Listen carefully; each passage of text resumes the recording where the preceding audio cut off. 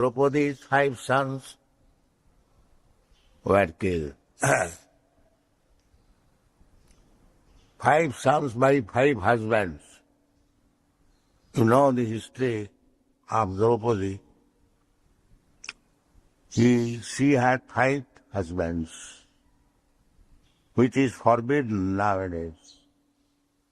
Although in some hilly districts, still the system is current that one woman has got 5 or 6 husbands.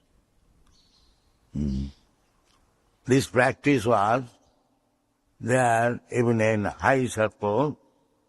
That is now forbidden. Devarena sutatpatri kalau pancha vivarjayat. Don't try to imitate Draupadi. That is not allowed in this age. Asamedam gavanamam parapaitrikam devarena sutatpatti kalau pancha vivajjaya.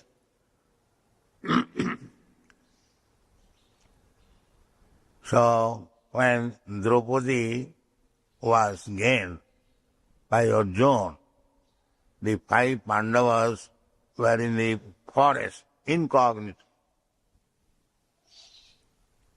So, when they came to their mother in jubilation, they exclaimed, "Mother, we have got a very nice jewel." So mother said, "All right, my dear sons, enjoy it for all of you 5. So on the order of mother, they accepted Draupadi as a common wife. But that does not mean she had many sons, only 5 sons.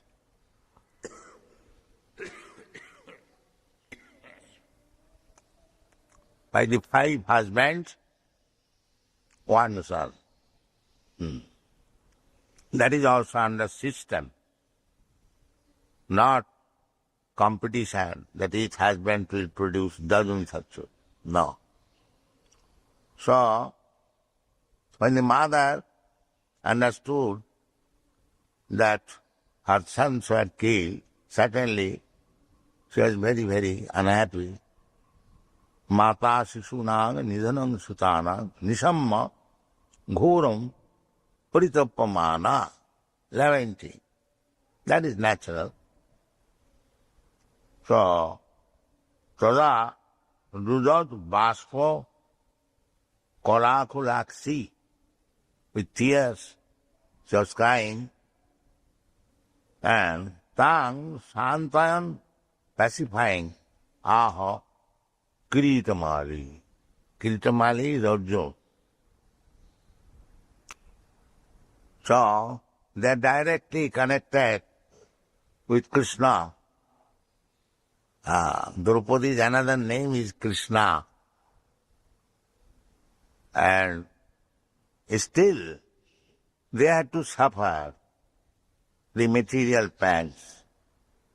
Not that because one is Krishna conscious, there will be no material suffering. Actually, those who are Krishna conscious, they have no material suffering. Although it appears that they are suffering, they are not suffering. They can accept any so-called suffering and accept it as mercy of Krishna. They never take it as suffering. Tattenu kampa susumikshamana bhunjana evatma kritam vipak. A devotee, when he is in suffering, so-called suffering, he accepts it as the mercy of Krishna. Tattenu kampa. And he rather thanks Krishna that I had to suffer many more times, but he have minimized it giving me little suffering. So it is your mercy. And if anyone lives on that attitude, everything taken as Krishna's mercy, then he is guaranteed to go back home, back to God. Mukti padesa dayabha. Dayabha means he is going back to home, back to Godhead, is exactly like the inheritance of property by the son. Mukti padesa dayabha. So we should learn from the Pandavas that Krishna was always present with them. Still they had to suffer so much material tribulations. So they were never unhappy. Neither they requested Krishna that, my dear friend Krishna, you are always with us. Still we had to suffer. Never expressed that. That is pure devotion. Never try to take any benefit from Krishna. Simply try to give benefit to Krishna. Do not take any benefit from Krishna. This is pure devotion. Perhaps you know that once upon a time, Rupa Goswami desired that if I would get some nice foodstuff, I would have invited Sanatana Goswami and cook some nice food. He desired like. They are living Vrindavan here and there under the shade of a tree. They had no stock, nothing. So one very beautiful girl came and offered rice, dal, ghee. She said, Baba, we have got some festival. In this country, they address saintly person as Baba. So she offered so many things, and he immediately invited Sanatana Goswami. They are living separately. And Rupa Goswami was very good cook also. So he prepared very nice preparation and offered to Sanatana Goswami prasadam. So Sanatana Goswami astonishingly inquired, where you got all these nice things in this forest? So he told the whole story that in the morning I desired, and just a few little time, one very beautiful girl came and offered this ingredients. So after hearing the description of the beautiful girl, Sanatana Goswami could understand that she was Radharani.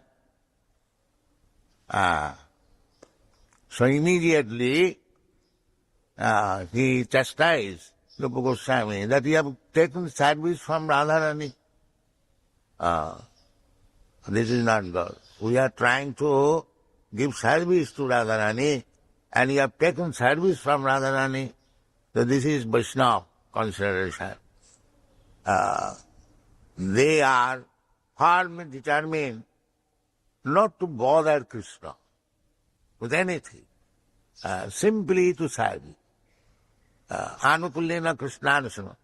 Similarly, Krishna also finds opportunity when to serve his devotees. This is the reciprocation. The devotee wants to serve Krishna without any return. And Krishna also wants to serve devotee whenever there is opportunity. This is the transaction of love, not to take anything in return. Aslishama padaratang pinastama manmahatang karotama adarsana yatha tatha va vidadhatu rampata mat prananathasya. This is Chaitanya Mahaprabhu's teaching, that from Krishna's side, he may do whatever he likes. That is full surrender. Still he is my master. He is nobody else. He is still my worshipable master.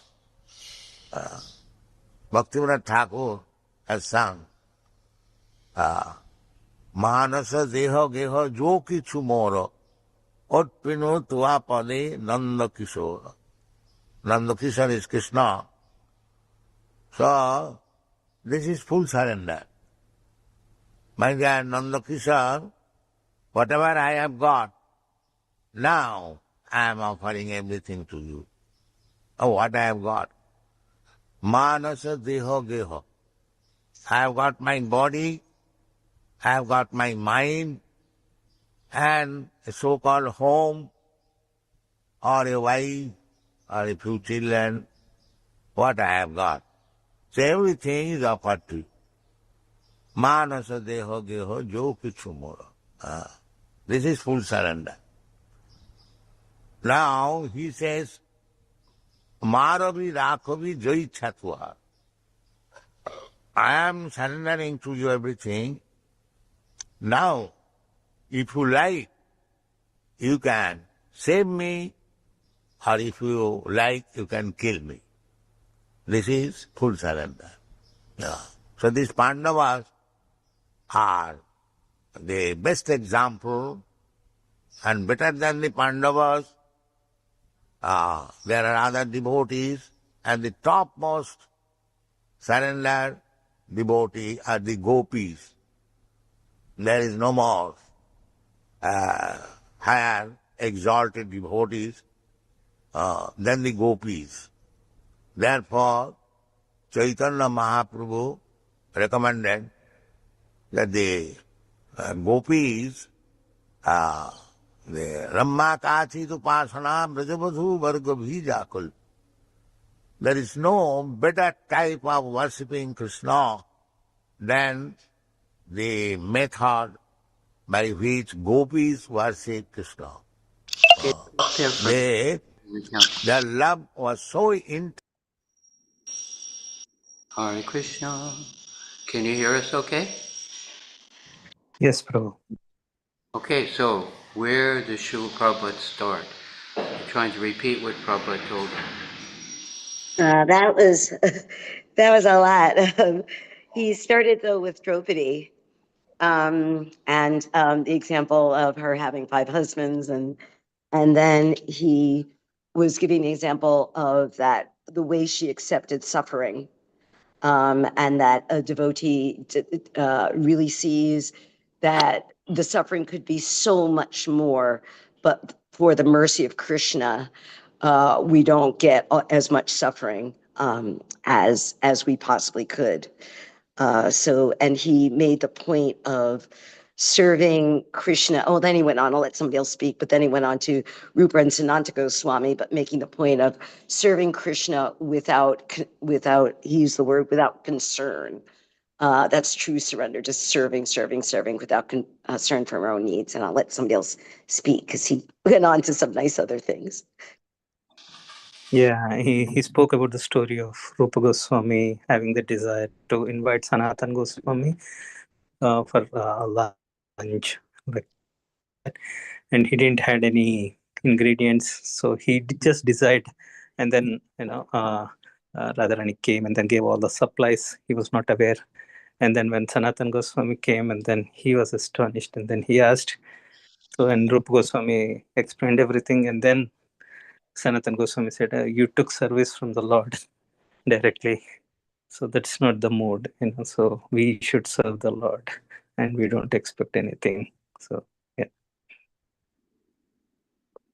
And he quoted the verse in the Srimad Bhagavatam about going back to accepting the suffering, about paraphrasing that those who basically understand that the suffering is due to their past misdeeds and that they go through it still with their body, minds, and words, worshiping Krishna, that they don't hold it against Krishna, basically, that they are entitled to liberation, sort of as a son is entitled to inherit, right? That the son doesn't do anything to inherit. The son just is there and inherits. And likewise, those who endure suffering in that way will inherit liberation and return to Godhead, he said.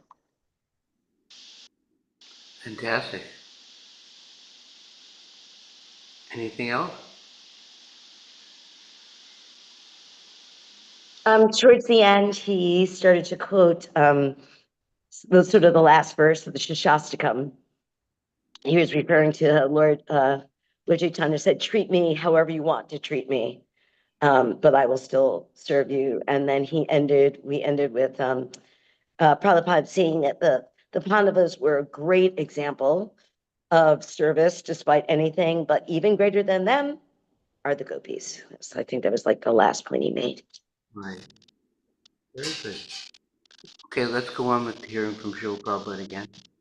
Hence, that they did not care for any family, any honor, or any prestige, nothing. That is the highest, topmost loving state of Krishna. And Krishna also loved the gopis so much so that Krishna asked them that you cannot expect any return from me for your ecstatic love. I cannot. It is beyond my power. So they purchased Krishna. And the topmost gopi is Radha. So we should not consider these gopis' dealings with Krishna as ordinary material dealings. It is not that. Ananda chinmaya rasa pratibhavita sabhi ja eva nijadupataya kala. The gopis are expansion of Krishna's pleasure potency. That is described by Srila Jiva Goswami. Radha Krishna pranaya vikiti alladini shakti asma. Alladini shakti. Krishna has got the pleasure potency. Parasa shakti vividhaiva suyate.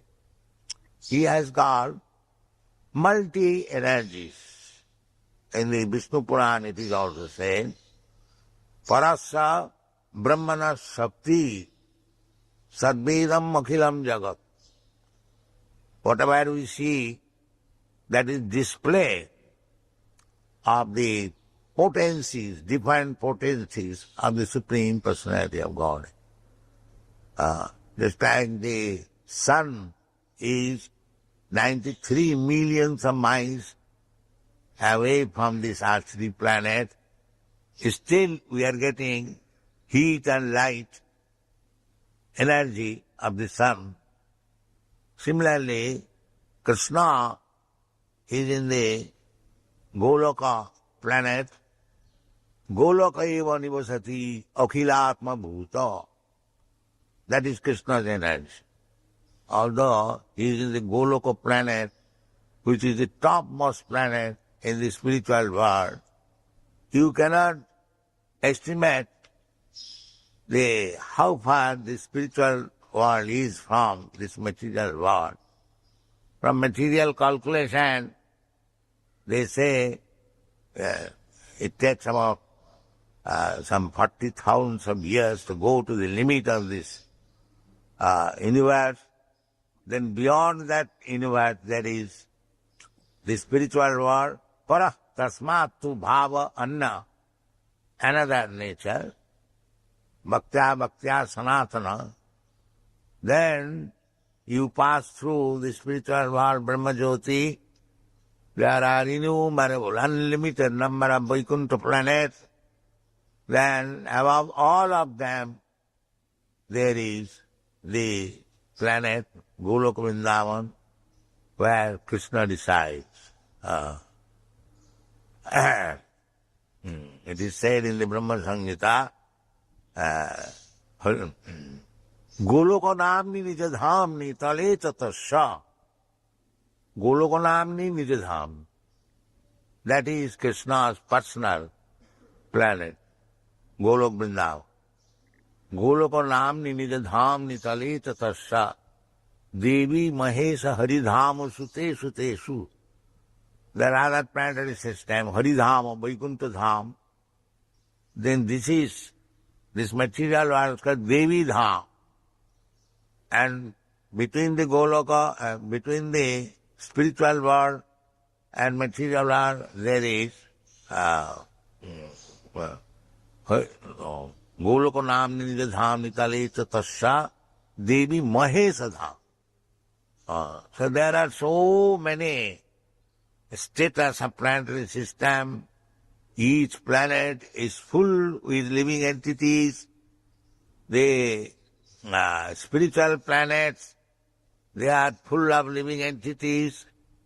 They are all liberated, nitya mukta. And those who are within these material world planets, they are nitya baddha. Nitya baddha, nitya mukta. There are two kinds of living entities. The nitya baddhas are only few. But the nitya muktas are many, many. This material world is only 1/4 energy of the creation. The 3/4 energy is in the spiritual world. And here, in the 1/4 energy, there are innumerable universes. And each universe is full with different types of planets. And each planet is full of living entities. But these rascals, they say, there is no living entity, it is sand and rocks. So this is not the fact. You have to understand from the Vedic literature about the planets, which planet is existing, where is spiritual world, where is material world. All informations are there. Don't speculate and simply think that this planet is full of living entities, all other planets are vacant. This is most unusual argument. There is no meaning. Hare Krishna. Where does Srila Prabhupada start in this section? Who can remember?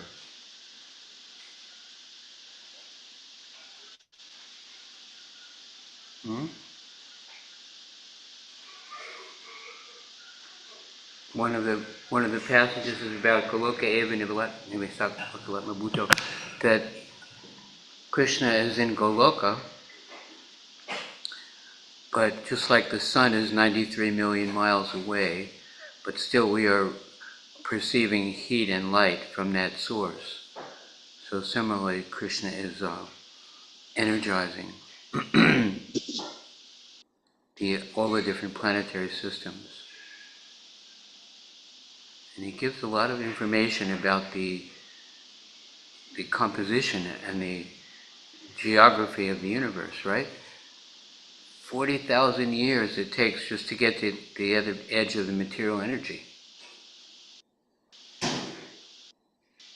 Parashya Saktir Vimidhaya Shuyate, Prabhupada says, beyond this material world there's a whole other dimension of existence, right? Who can remember some of the things he said about that?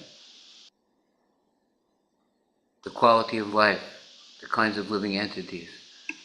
Nitya, what was it? Nityabhara. Yeah. Greater than So there's there are many places where planets where all the living entities are eternally liberated. And the Nityabada, I didn't understand that was where they weren't. There were fewer of them. Yeah, only 1/4 of the creation is the material. Right, so that's like where we are, where not all living entities are eternally liberated. Right. He also goes on to, say that all of this is described in the Vedic literature, and that we should put our faith there and not in science, which says that only the Earth has living entities and everything else is just sand and rocks, all the other planets, that there's no life there, that's a misconception. Very good.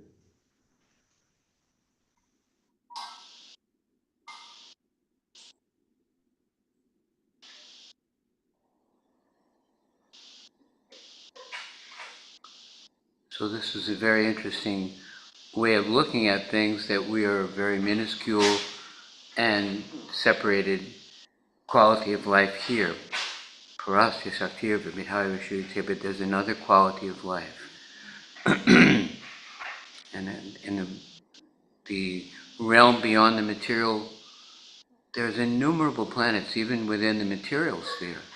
Innumerable. Countless. And they're all inhabited. And then above that, there's the Vaikuntha planets. And far, far beyond that is Goloka Vrindavan, Krishna's eternal abode.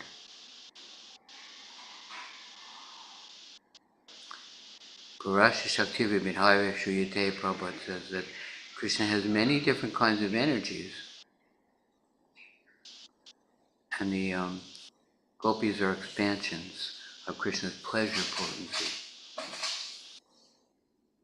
Anything else anybody can remember? What Srila Prabhupada said is so intense and condensed and prolific, it's hard to take it all in. You guys have an advantage. You have free hands. You can write down things. I'm trying to make garlands here, and it's hard for me to maintain just by memory what Prabhupada says. But he speaks with such confidence and clarity about something beyond the purview of our material senses. Okay, we can go on a little further, unless anybody can remember anything else Prabhupada said in this section. I think we covered most of it. Or you did, Adi Purushubhu. You covered most of it. Begging Prabhupada's grace to remember something. To learn to pay attention. Prabhupada said, when they said, you made so many temples, you made so many books, you made so many disciples, you preach it. Prabhupada said, if you want to say what I've done, you should say what? I've simply repeated what I heard from my spiritual master. So that's what we're practicing here. Hear and share with others what we've heard. Okay, let's go on, Prabhu. We have a few more minutes here. But we are not concerned with that. We have got our own information from the Vedas. So Krishna's pastimes is going on. Somewhere or elsewhere it is going on. Therefore his pastimes are called Nitya Lila. Nitya Lila Prakash. This Vrindavan Lila is Nitya Lila. It is going on continuously, somewhere or other, within this material world. And the spiritual world, it is permanently there. So the Pandavas, they are associates of the Nitya Lila. They are not ordinary human beings. Wherever there is Krishna Lila, they go. Therefore Arjuna asked Krishna that how can I believe that you, first of all, many millions of years ago, you spoke this philosophy to the sun god. The Krishna replied, Bahuni me janmani, what is that verse? Bahuni me betitani janmani tabacharja. Arjuna, both you and me were together, and we have passed through many different leelas, but you have forgotten, I remember. That is the difference between God and the living entity. they cannot be equal. We forget, the Mayavadi's philosopher, they put this argument that because we have forgot, now in Maya, we have forgotten that we are God. So what kind of God he is if he forgets? God never says, I forgot. Krishna says, Vedahang samiti tati. I know past, present, future. So where is the question of forget? See, if somebody forgets, that God is different from the God who does not forget. Therefore you have to accept too. You immediately have to accept Dvaitava. One forgetting God and one not forgetting God. You cannot accept one. That is not possible. And that is the fact. Just like Krishna said, that I remember when I spoke to Sun God, you have forgot. So there are two. Similarly, Krishna's another name is Achyuta. He never falls down from his position. And if we fall down from the position, therefore we are not on the same level. We may have some power and we can claim that I am God. That you can claim, but not that God like Krishna. Therefore two words are there. Ishvara, Parameshwara. In the Brahma Samhita, therefore it is described that Ishvaras there may be many, but not Parameshwara. Parameshwara is one. Ishvara, Parama, Krishna. So these Mayavadis, they forget this, that Ishvara or Parameshwara, there are two words. Atma and Paramatma, there are two words. So, they are not equal. And Krishna says, Matta Parataram Nanya. He is the supermost, Ishvara. Nitya Nityanam Chetana Chetananam. Although both of us are Nitya, eternal, and living entities, still there is difference. He is supreme, living entity, we are subordinate. Prabhu and Anu, Vibhu and Anu. This philosophy is perfect, and anyone who accepts this Mayavad philosophy, that the God and living entity are on the same level, they have got poor fund of knowledge. Thank you very much. Try.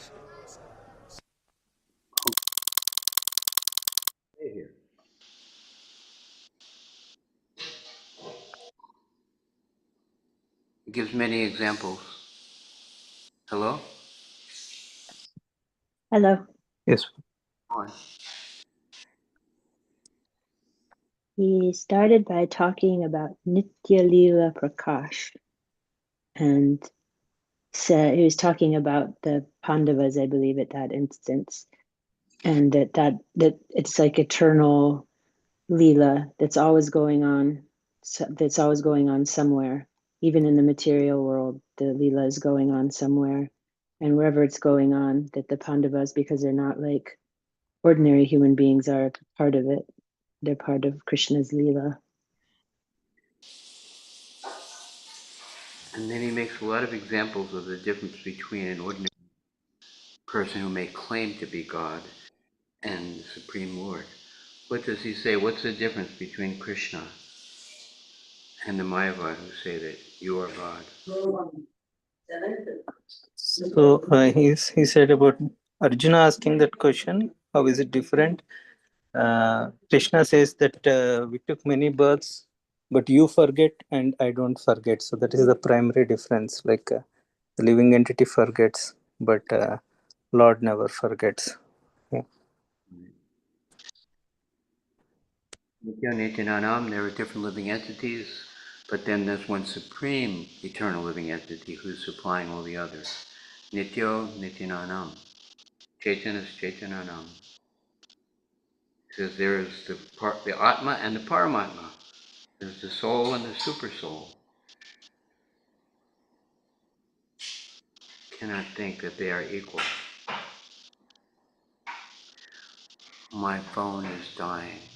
There's no equipment in the temple room except this cell phone. We're going to need somebody else to pick it up here. I don't know how to do the darshan because this phone is out of gas.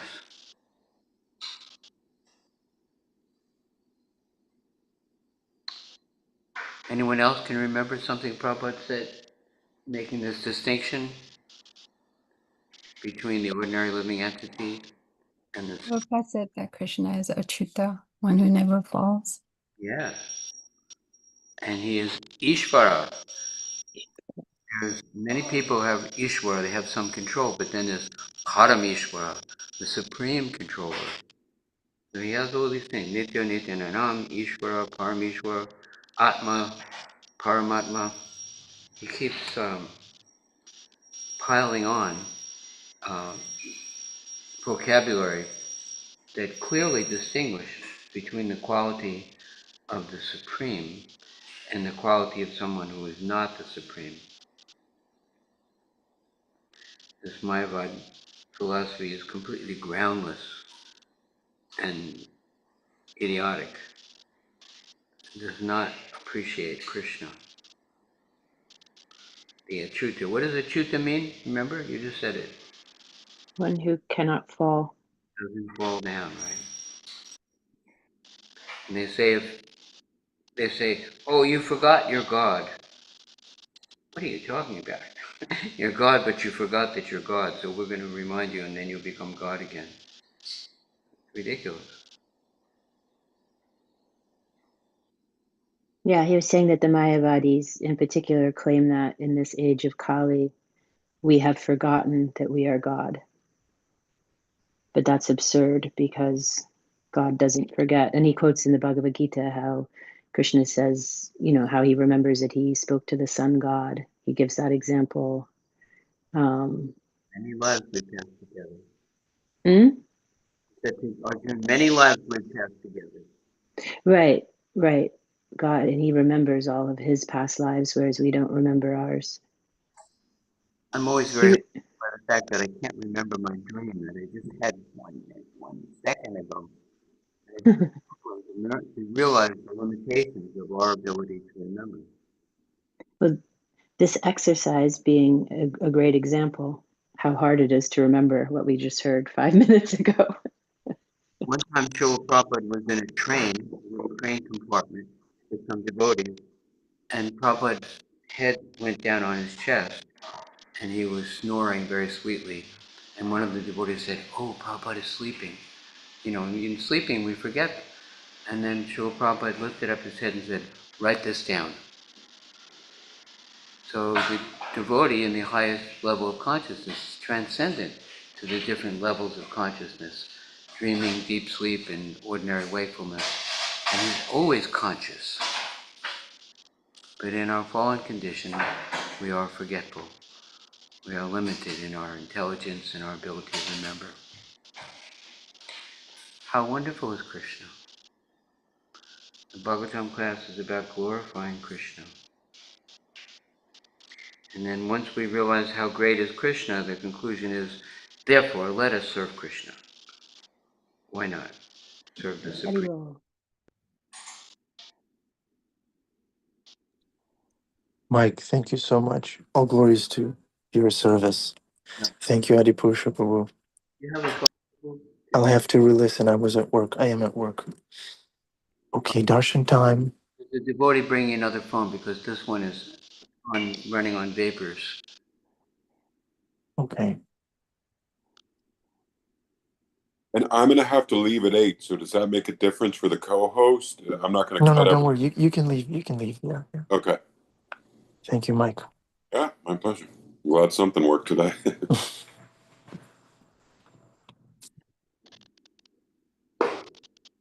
Adipusha Prabhu, have you realized how wonderful is Krishna?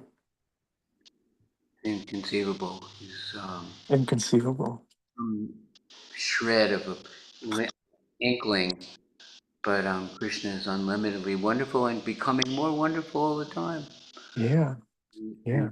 There's no end to how wonderful Krishna is and how wonderful the devotees are. Because if Krishna is wonderful, then his devotees must be wonderful too. I'm looking at Venu Madhuri, and she looks wonderful. Okay, And Hemangi. comes the conscious. Okay, darshan time.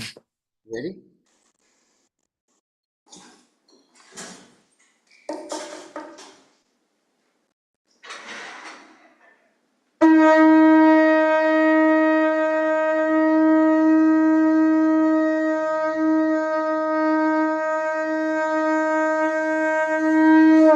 I'm gonna turn this off. What? What are you doing? I can't hear you. The link. I don't know how to do that. I don't do it like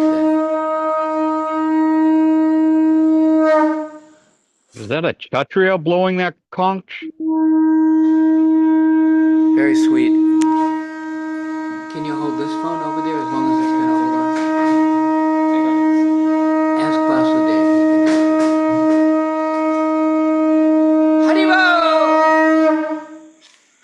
I feel like going to war now. We could call her into battle if she was the commander. Say, Haribo, let's go. When she goes walking back and forth to the Vichar room, it's just like this demeanor of like unstoppable devotional energy. You got it? I'm turning this off.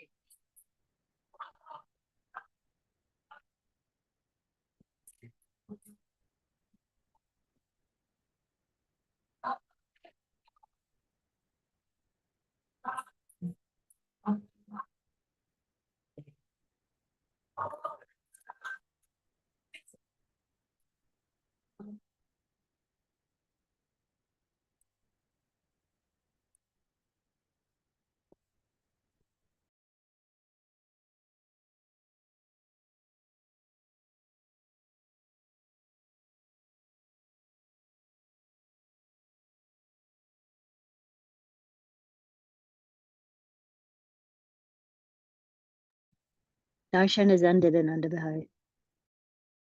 Darshan is ended. Thank you, Venamaduri. Thank you very much. In one sense, darshan never ends.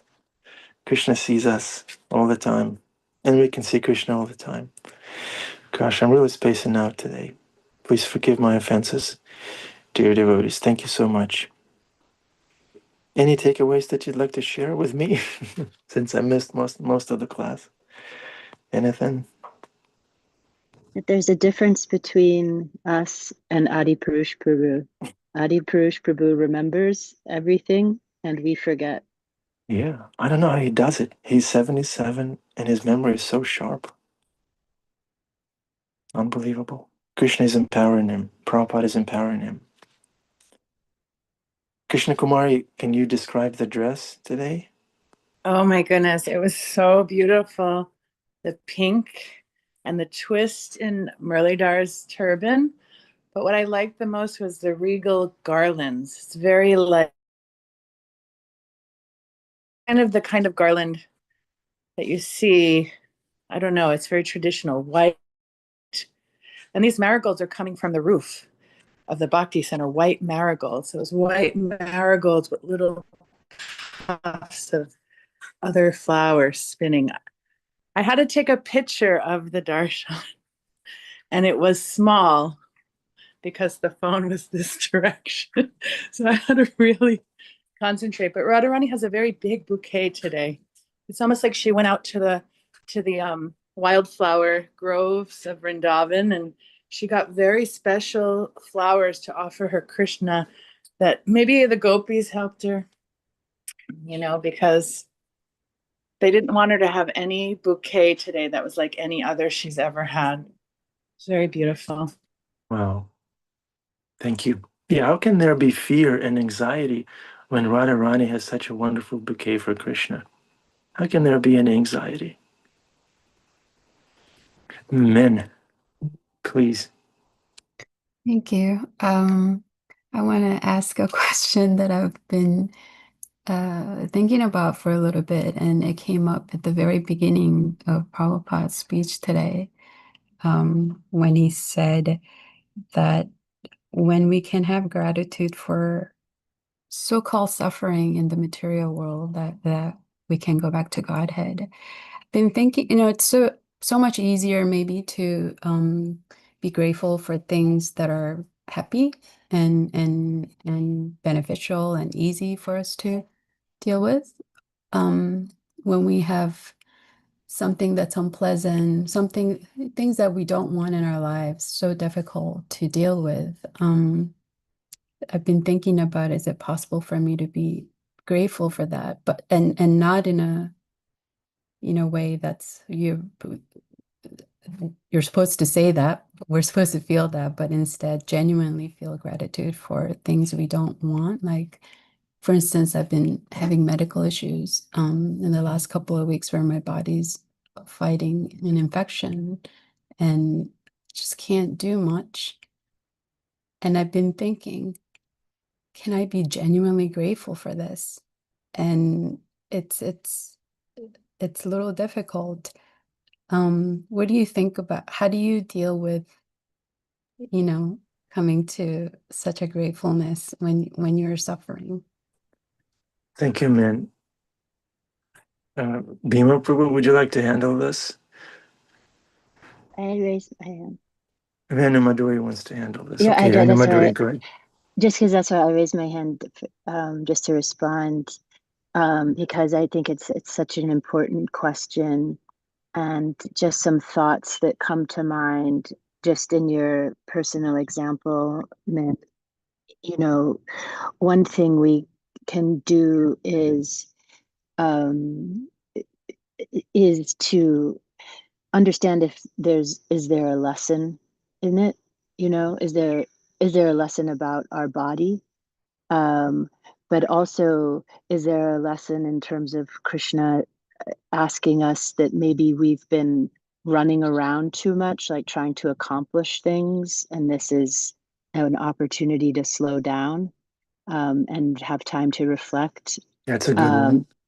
And that also, and I put the verse in the chat, the one about sort of how to suffer appropriately, is that this could be the sort of karmic cleansing that is much more gentle than it could be. You know what I'm saying? So like anytime you're getting purified, there's generally, as I understand it, some discomfort, right?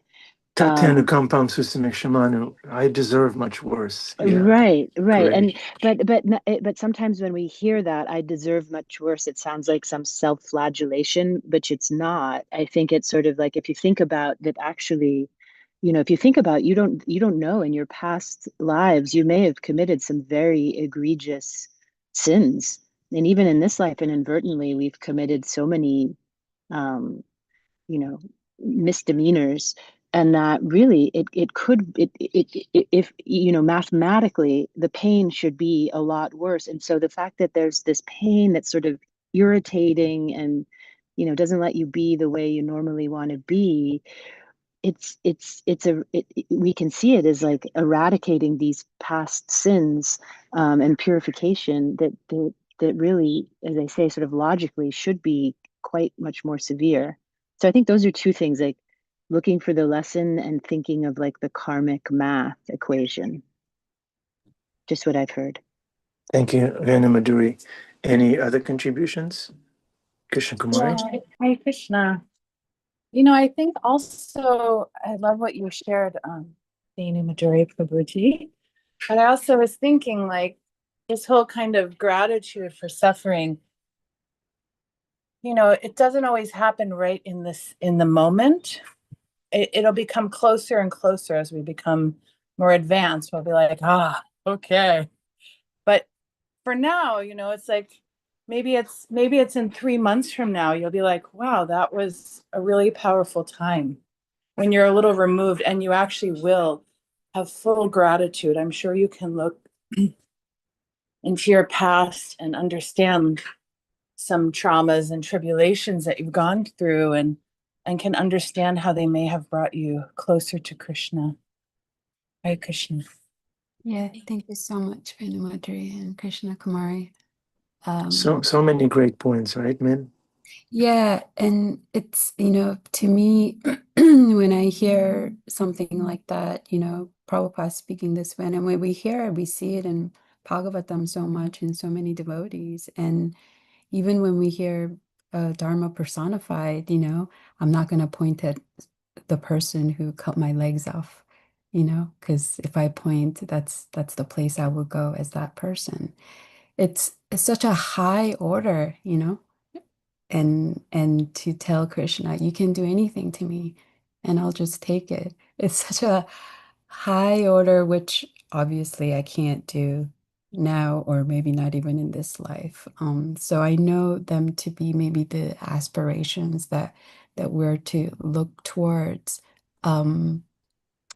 So yeah, it's something that's been on my mind, like how do I deal with so-called sufferings that Krishna says they're really not sufferings. So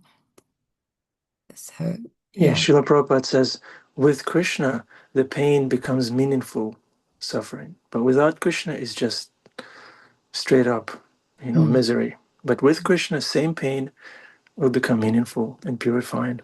Raghunath Prabhu says, we all have some karma to burn. That's a good one. I once hit my toe on a fire hydrant, and it became red, and then it became purple, and then it became black. And it wasn't healing for a while. And I remember I was listening to Wisdom of the Sages, and Raghunath was saying, we all have some karma to burn. So it's natural. It's okay. And right now I have an ingrown toenail. And I remember clearly thanking Krishna for it. Krishna, thank you. This is a wake-up call. My body has to be maintained properly. It belongs to Lord Chaitanya's movement. Therefore, I should take good care of it. And thank you for sending this wake-up call. Right. Great. Well, meditation. Do you have an alarm, when you wake up in the morning? Do you wake up by yourself, or you have an alarm No, on I your have phone? an alarm, but I haven't been able to because it's just been so tired. That's why I've been kind of late to classes a few times also. It's okay. It's okay. See, we can't really function without alarm. So that therefore Krishna is our alarm. He sends those little inconveniences, infections and ingrown toenails for us to wake up, to stay sober. Okay, I'm rambling on. Okay, we haven't heard from our Kaviraj, our resident Kaviraj. Where are you, Kaviraj? Bhima? Absentee attendance again? He's probably marveling flowers and hugging trees. It's okay, let's not bother him. Let's not disturb his meditation on the Lord. Okay. Dana Krishna's Radharani, please. Can you recite the mantra today?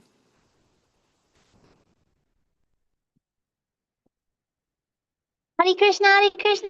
How wonderful is Krishna. I'm so grateful for all of you so, so, so much. Thank you with all my heart. This was amazing. I needed to hear every little bit of it. You all inspire me, keep me feeling grounded and keeping the main thing the main thing. Hare Krishna, Hare Krishna, Krishna Krishna, Hare Hare. Hare Rama, Rama Rama, Hare Hare.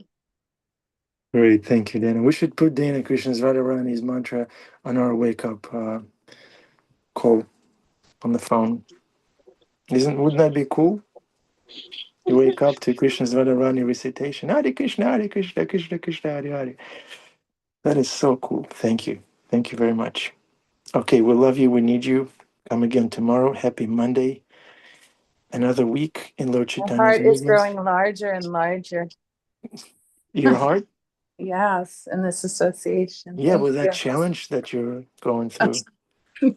Freshly No, picked it's for berries. association that's making my heart. It's freshly picked berries for Krishna. I think that's what doing the work.